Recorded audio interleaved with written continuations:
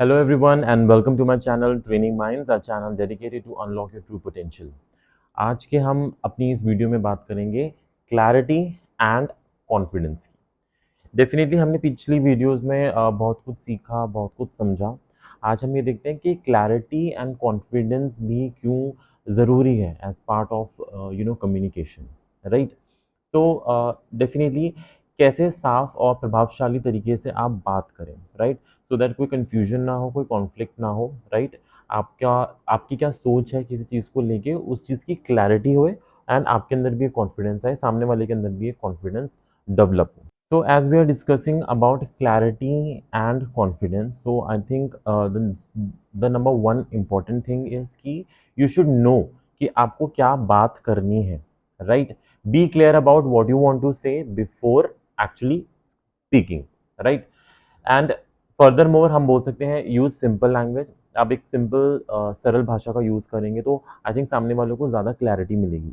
अगर आप technical words का बहुत ज़्यादा यूज़ कर रहे हो, फॉर एग्जांपल आप एक मीटिंग में हो एंड जहाँ पे आपको किसी को कुछ समझाना है, अपने क्लाइंट्स को, अपने स्टेक होल्डर्स को, इन केस आप टेक्निकल जार्गन्स भी बहुत ज़्यादा यूज़ कर रहे हो, तो definitely break down down that for your client, for your stake holders.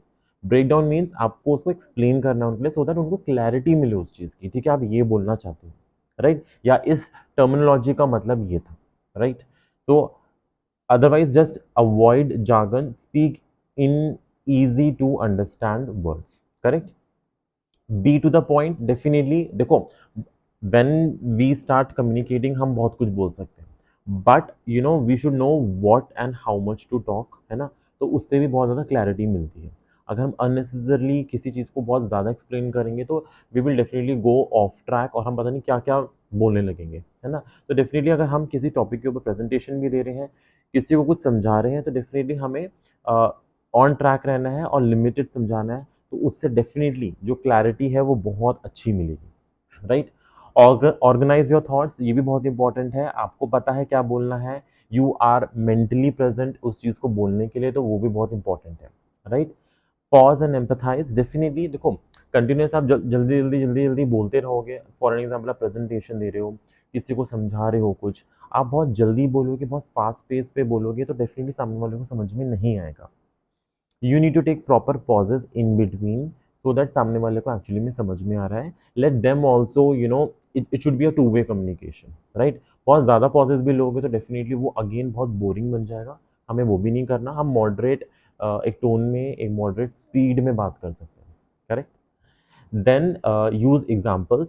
Again अगर आप किसी को कुछ समझा रहे हो, जैसे हमने बोला टेक्निकल जार्गन्स भी अगर आप यूज़ करते हो तो उसको ब्रेक डाउन करो एंड डेफिनेटली आप अपने स्पीच को, अपनी प्रेजेंटेशन को एग्जाम्पल से और अच्छा उसको रेलेवेंस दे सकते हैं, एक सपोर्ट दे सकते हैं, राइट।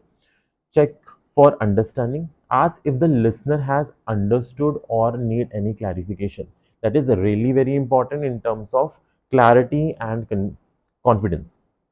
अगर जिससे भी आप बात कर रहे हो, जिसको भी आप प्रेजेंट कर रहे हो, अगर आप उनसे बीच में पूछो दैट मीन्स आपको भी पता चलेगा कि ठीक है, उनको बहुत अच्छे से समझ में आ रहा है। You both are on the same page, right. And if you think that there is something I have missed out here, definitely you are free and I really want you to comment and follow my channel. Thank you so much.